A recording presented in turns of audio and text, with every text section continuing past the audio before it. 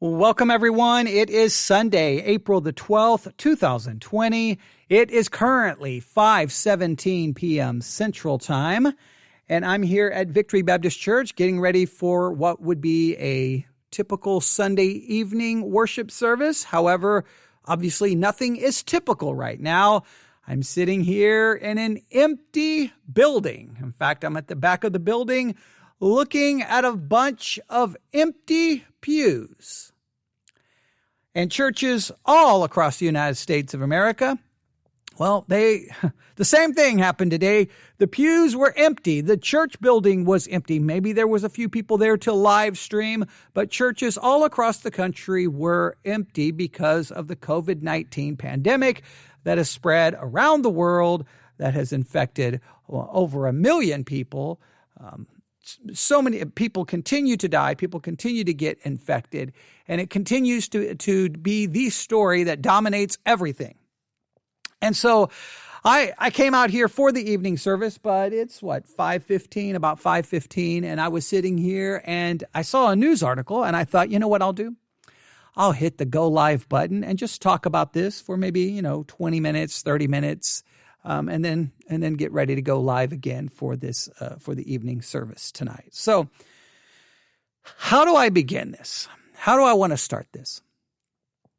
All right, let's just try to put this in perspective. Now I'm going to probably say some things that's going to be considered controversial. I always have a tendency to do that, but just I ask you to hear me out, and at least consider my perspective. Maybe my perspective comes from a position of being very cynical.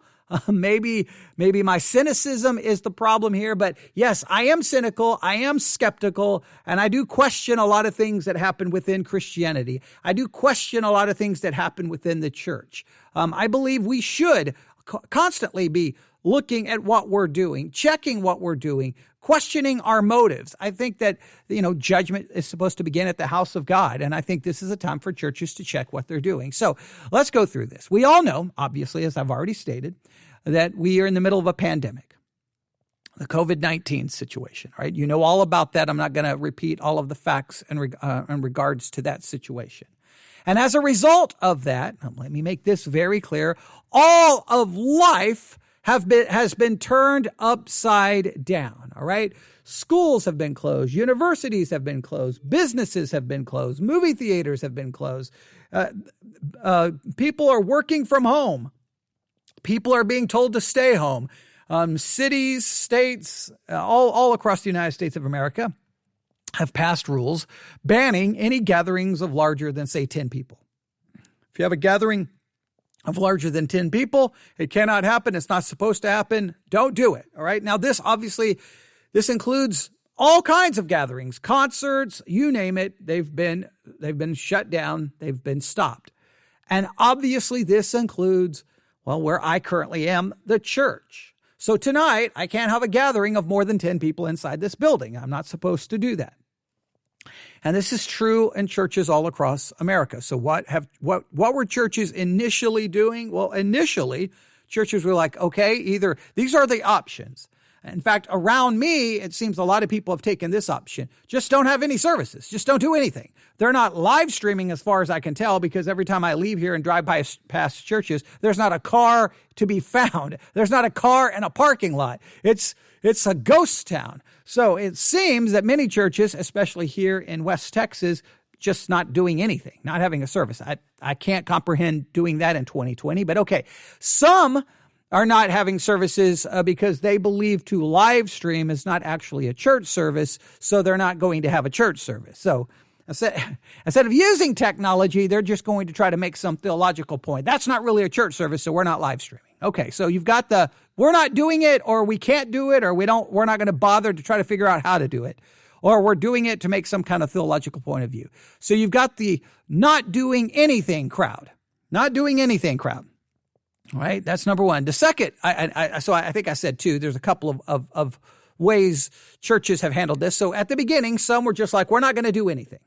The second, at the very beginning, was like, hey, let's use the technology we have available to us. Some were already live streaming, so they were just like, I'll just continue live streaming. It just won't be anybody in the sanctuary. Others were like, wait, How do you live stream? Never heard of live streaming. How do you do this? Wait. I need what? And then they scrambled to get everything together, and then they started live streaming. So you had not doing anything.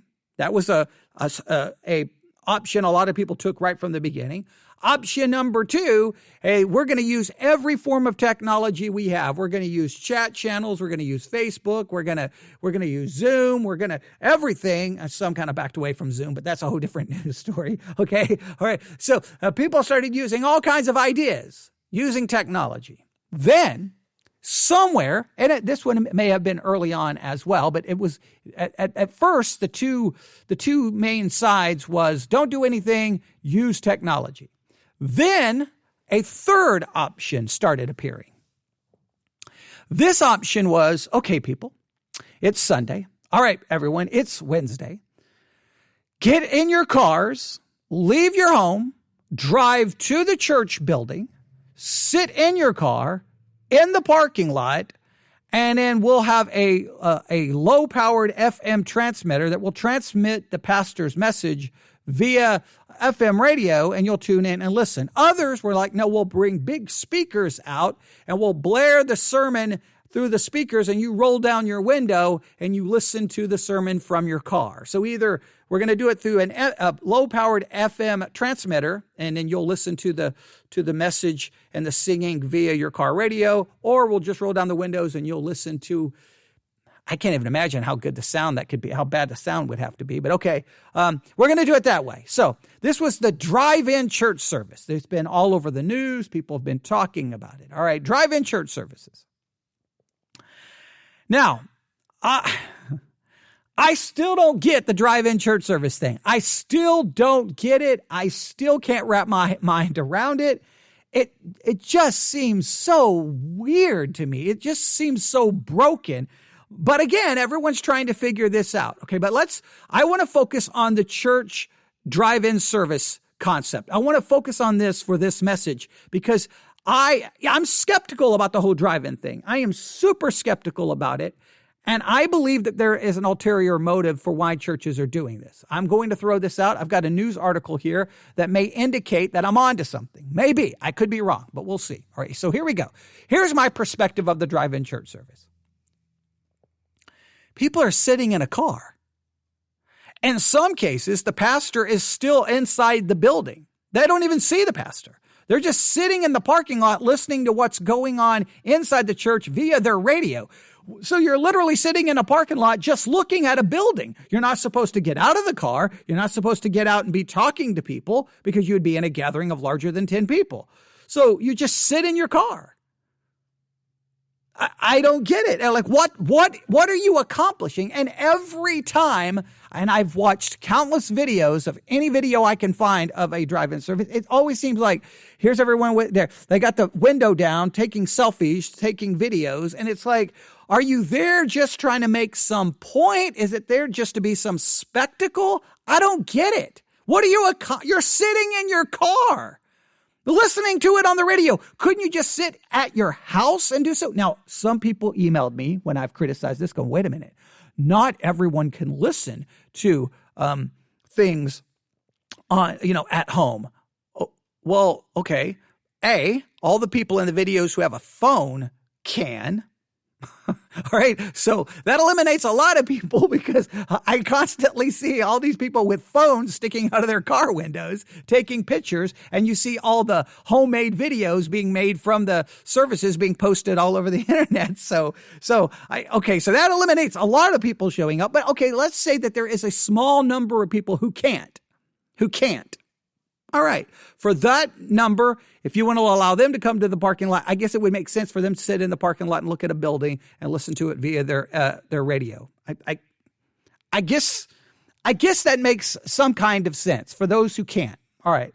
So maybe that makes sense. But but what I have seen is hundreds of people pulling into parking lots, or close to 100 or whatever the number may be, but obviously people who don't need to. So it just seems weird. Get out of your house, get in your car, drive and sit in the car and look at a building, or sit in the car and look at some people in front of the church standing on a platform with a microphone and these big speakers blaring out everything, and you roll down the window and you try to listen. Okay, sound quality to me would be an issue, okay? And then just how much attention are people paying to what's actually going on? I've seen people more looking around, the kids are in the car, climbing up in the front seat. It just, to me, seems like if I was preaching, I wouldn't even want to be out there and see, because I would think, no, I would be like, hey, could you put your phones down and pay attention to me? Okay. I'm trying to preach here. So it just seems so weird. It just seems so weird to me, the whole drive-in concept. So again, I don't get it. I don't get it. To me, if everyone's going to get in their car, drive in, sit in their car, and listen via a radio or via some speakers thrown together to try to blare everything out so the people in the cars can hear it, doesn't make any sense to me. With technology the way it is in 2020, they could just sit at their table with an open Bible and an open notebook and just listen, or watch, or whatever the case may be. I don't know what you're accomplishing. To me, you're trying to make a point. Now, this drive-in church service has created some major controversy. Some mayors of some cities have gone after the people, trying to fine them $500, giving them tickets, saying they're going to write down license plates, and there's been a pushback. Some judges have got involved, telling the mayors, hey, you're losing your mind. The people are sitting in their cars. They're not violating anything. And so there's a back and forth there, back and forth.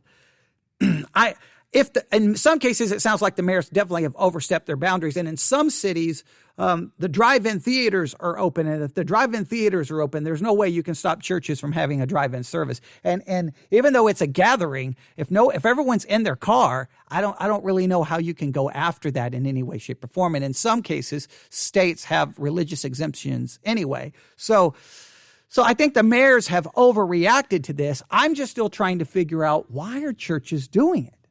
Why? I still don't get it. And what I have read, it's always these explanations like, well, we're coming together, because that's what a church is. Like they try to give it some theological support, like that they are accomplishing something spiritual. If everyone is gathered together in their homes, listening to the sermon, that's not really church. But if everyone comes and sits in their car in the parking lot, boom, that's church.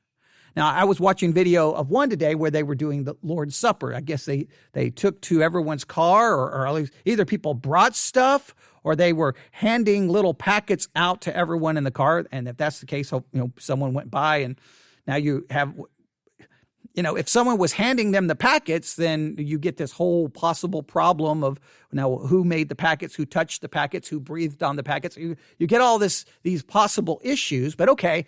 And so everyone's sitting in the car and they're listening. And I think they were listening on their radio in that particular video. And they were like, this is his body. And then they were eating the bread. And it was just, I'm like, they're all sitting in their, it just seems so weird. I don't know what you're trying to accomplish that way, but I'm being told that it's all for theological reasons.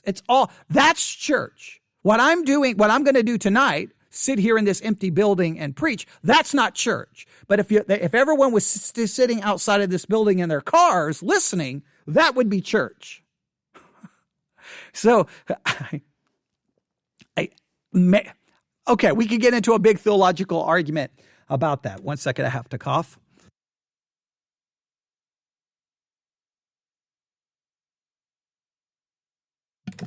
No, I'm not sick. I just had to cough. Okay, I'm not sick. I'm perfectly okay.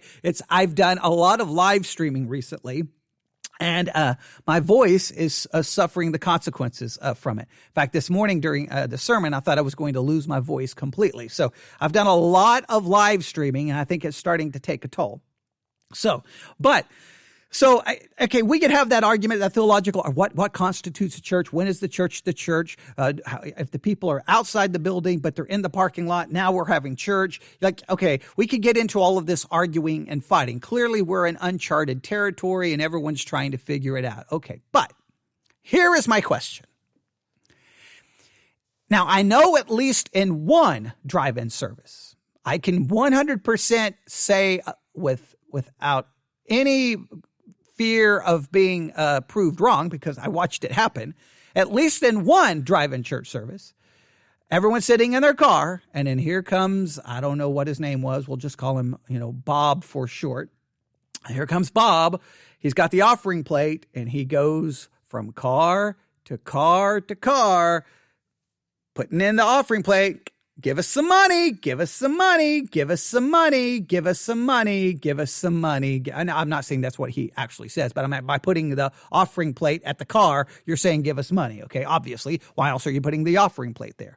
So once I saw that, I'm like, I wonder, are drive-in services there to try to prove some theological point, there to make some political point, or are they really there so that they can get money?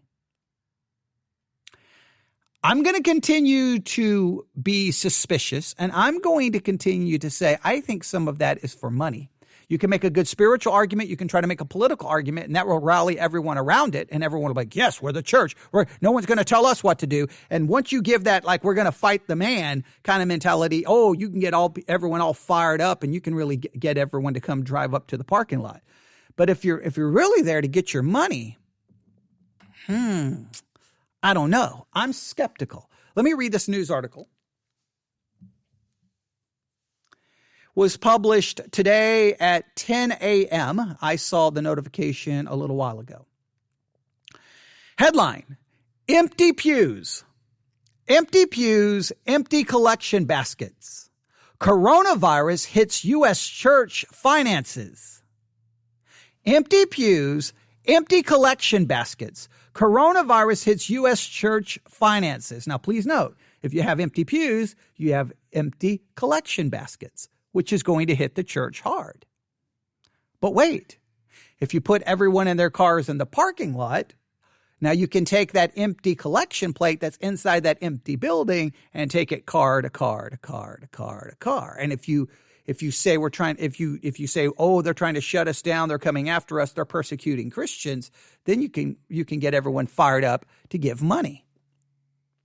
I'm being a little skeptical. I know. Here is the story. So again, headline, empty pews, empty collection baskets, coronavirus hits U.S. church finances.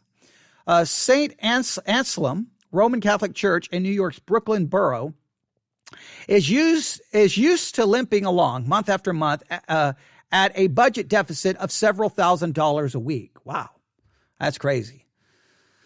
St. Anselm Roman Catholic Church in New York, Brooklyn borough is used to limping along month after month at a budget deficit of several $1,000s a week. How do you operate at a budget deficit of several $1,000s a week? Don't know. But the church that sits in the city that is the epicenter of the U.S. coronavirus pandemic could always count on Easter. Last year, its Easter pew collection brought in $11,651. That was more than twice an average Sunday, and coupled with the church's online Easter donations of $2,500, enough to cover its weekly operation expenses of $13,000, according to church records. Man, your weekly operation expense is $13,000 a week? What do churches do? I need to figure out what they do. $13,000 a week. Hey, members of Victory Baptist Church, I want an operating expense of $13,000 a week. Okay, I don't know what we'll do with it. Okay, I don't know what we would spend $13,000 each week on, but okay. Church finances is always just baffling to me, but okay. Like most churches around the United States, St. Anselm's, I hope I'm pronouncing that right. If I'm not, I apologize to the Roman Catholic Church in Brooklyn, all right? Like most churches around the United States, St. Anselm's will be closed on Sunday. Its members unable to gather and its priests unable to meet with them as the nation endures its worst public health crisis in a century. But just as American churches have been unable to meet their members' spiritual needs, perhaps most painfully represented in the absence of public funerals for the thousands who have died, they also have faced their own unmet needs in the form of untouched collection baskets. Now, let me make it very clear. The spiritual needs of the people, yes, funerals, understand that. But the main spiritual need people have is to be fed the Word of God. The church is to equip saints and to feed the flock. That's what the church is commanded to do in Scripture. I mean, it is emphatic, right? Preach, feed, teach. Okay, that's what we're called to do. That can be done. I'm tired of churches complaining. Turn on microphones and feed the flock. Turn on microphones and teach. Turn on the microphones and disciple. Turn on the microphones. The technology is easily available. You can teach Monday, Tuesday, Wednesday, Thursday, Friday, Saturday, Sunday. You can teach in the morning. You can teach in the afternoon. You can teach in the evening. If you've got a large staff, you can be teaching around the clock. You can do a 24-hour marathon of teaching, of talking about all kinds of things, answering theological questions. You could make it a big deal that, hey, you may be home. There's all these this is time of uncertainty, but let us at least meet the spiritual needs of feeding you the word of God. That can be done, okay? Now, other things, you're right, they cannot do. But the major focus, the preaching and teaching of God's word, discipling, equipping, and feeding can be done, all right? I'm tired of that. But, yes, perhaps most painfully represented in the absence of public funerals for thousands who have died, they also have faced their own unmet needs in the form of untouched collection baskets. We are in uncharted waters financially, said one of the parishioners of that church in Brooklyn, who is also a spokesman for the Roman Catholic Diocese of Brooklyn. There will be some serious conversations and some strong conversations with the parishes and the economic folks to help get us through this. Easter Sunday is one of the biggest donation days of the year for U.S. churches. Please note that. One of the biggest donation days of the year in U.S. churches is Easter. I wonder why so many churches wanted to have drive-in Easter services. I wonder why. I mean, I know it had nothing to do with money, right? Nothing at all. Wasn't even a consideration, right? Easter Sunday is one of the biggest donations of the year for U.S. churches, due largely to the spikes in attendance they typically see, according to church officials and nonprofit groups. Even before health guidance shuttered most U.S. churches, many were struggling financially. Just half of Americans reported belonging to a church, synagogue, or mosque in 2018, according to Gallup polling, down from 70% 2 decades earlier. Those who attend services go more erratically, according to the Pew Research Center, leaving fewer people to fill collection baskets. Now, that's true. Less people go to church now than at other times in history, and when people do go, they're erratic. They may show up on a Sunday. They may not show up on a Sunday. They may show up Sunday morning. They don't show up Sunday night. They may show up Sunday morning and won't be back till the following Sunday. It's hard. Even in a small church, it can be erratic. When I first became a pastor, pretty much the people who were in Sunday school were there for Sunday morning, Sunday night, and Wednesday. We really didn't have any erratic things, but now it's very erratic. Maybe, and there could be all kinds of reasons for that, but it's just true. And fewer people. You have fewer people there. You have fewer people to fill collection baskets. Now, for my church, we don't pass a collection basket. Okay, we haven't. I don't even know the last time we passed. We passed a collection basket for a while just to show the kids what actually it looks like and what actually takes place. But we've got probably some kids in our church who've never even seen a collection basket passed in the church. There is a collection basket in the back of the church, and I only on Sunday morning do I say, if you have an offering, put it in the back. That's the only time I even say anything about it.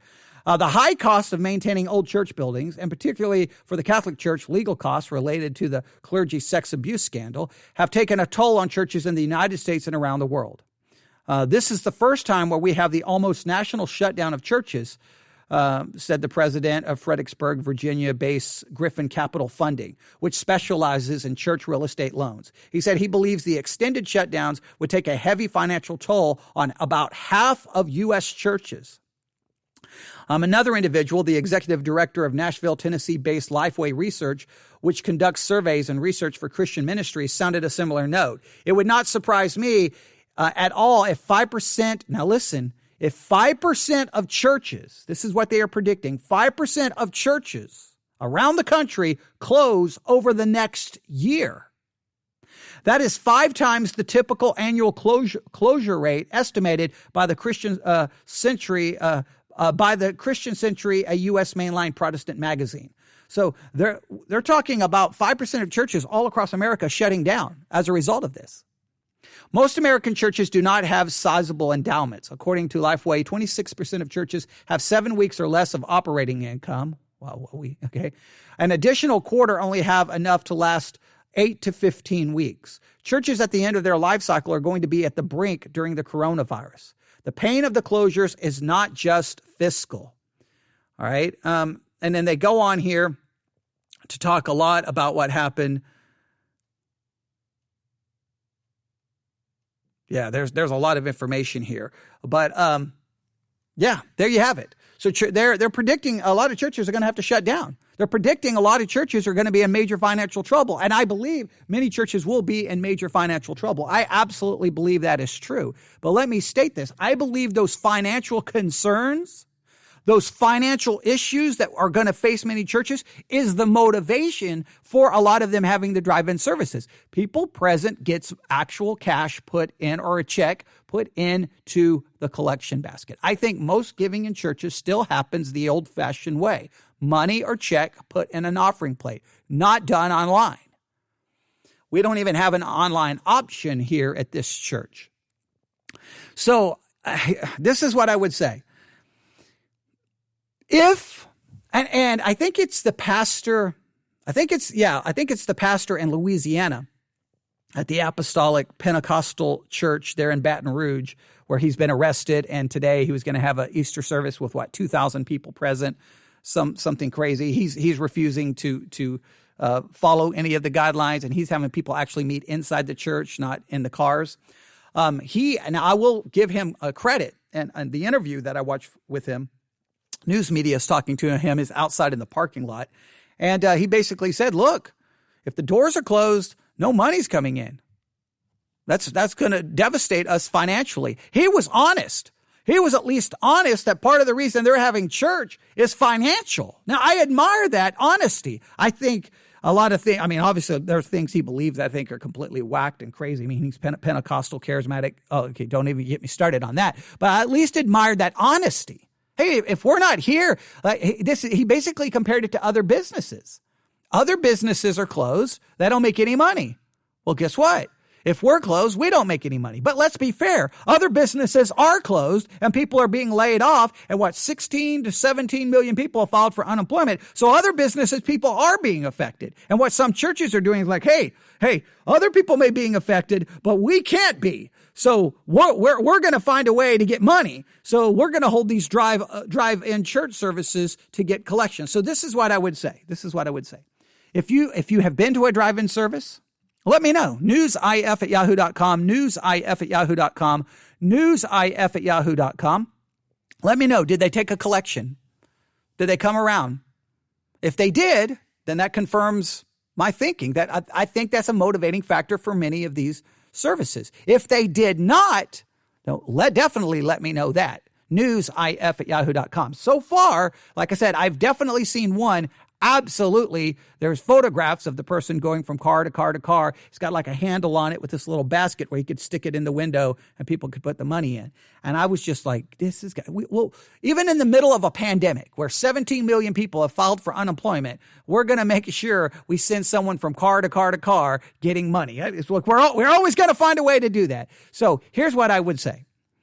If you're having the drive-in services and money is the main motivating factor, be honest with it. Don't crouch it in some political term. They're trying to shut us down. They're coming after us. We've got to prove a point. We got to stand up for our First Amendment rights. If all you're doing is trying to prove a point and try to stand up for your First Amendment rights, then don't take a collection. Don't take a collection. Just prove the point. If you believe that's truly being the church and it's theological, okay, then don't worry about the offering. But if money is part of the reason you're doing it, then at least be honest with that. This is what we do. We can always wrap ourselves in a robe of spirituality, of being scriptural. We always take whatever we do as Christians, whatever the church does. The church can have a picnic and say, this is fellowship and this is a testimony to the world of our Christian joy. We always, no matter what when we're just sitting at a table stuffing food in our face, we'll say, this is fellowship. This is fellowship. We always have to we always have to wrap ourselves in a robe of spirituality to make everything we do sound so spiritual, to make everything we do sound so biblical, so godly, so that our motivations, our actions are so godly. Sometimes let's just be honest. We need money. We don't have money, we're going to shut down. We don't have money, the pastor's family can't eat. If we don't have money, we can't pay the rent. If we don't have money, the electricity is going to be turned off. Let's just admit that.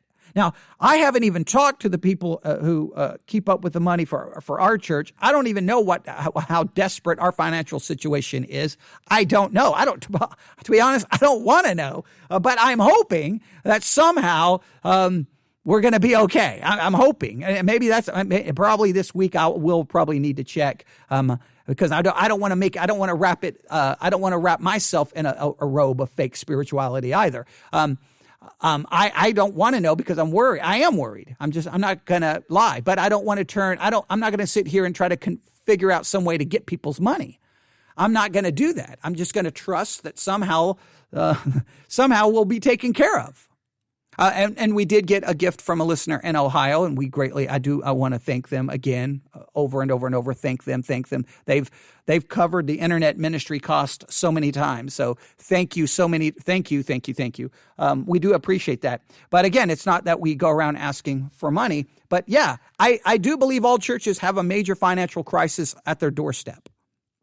And it is problematic. And trust me, even when the pandemic lifts, the financial situation in churches is not over, because if you've got 17 million people in America unemployed and a lot of people, maybe they're not going to get their job back, you're going to have a lot of people in your church may not be able to give. And then the church has a responsibility to try to help those individuals. All right. So I just wanted to bring that there. I don't get the drive-in church service, but I think now maybe I do get it. I think now it's being done more for financial reasons. I really do. And if it's true that giving always goes way up on Easter, so many churches were like, drive-in service, drive-in Easter service. I bet you had a drive-in Easter service. And I'm just curious, did you take an offering? Is that what we're trying to prove? All right, I'll stop right there because I'm supposed to be going live on the air in about 10 minutes for the evening church service. So, all right, thank you for listening. Just some thoughts. I know I'll make some people mad. I know I'm a little skeptical. I know I'm cynical. I apologize for my cynicism, but I think it's some questions we should ask. And I had one listener did email me going, he was curious too about whether these drive-in services were taking collections and taking offerings. And again, I know definitively at least one, and I think I've seen a couple of others where it appeared there was someone walking around doing the same thing. So, you can let me know. newsif@yahoo.com, newsif@yahoo.com. And I just want to make sure I make this clear. I'm not condemning the fact the church needs money because we have buildings. You've got to have money. I'm just saying, let's not wrap ourselves in a robe of fake spirituality, pretending we're trying to be so godly, or we're trying to be the church, or we're trying to protect our First Amendment rights, when what we're really trying to do is get an offering. Let's just be honest. That's all I'm saying. Right? If you're doing it for money, then just say it. Or just say, hey, everyone come up to the church Monday at 9 a.m. if you can and drop off an offering because we're in desperate need. Just do that. You don't have to dress it up as a church service. Just ask people to please bring it to the church. Right? Why pretend? Just say what you need and just do it. All right. I'll stop right there. Everyone have a great day. I'll be back. Tonight's evening service will be broadcasted under the Theology Central podcast. So have the Theology Central podcast open if you want to hear the evening worship service. We're going to be doing some catechesis. All right. God bless.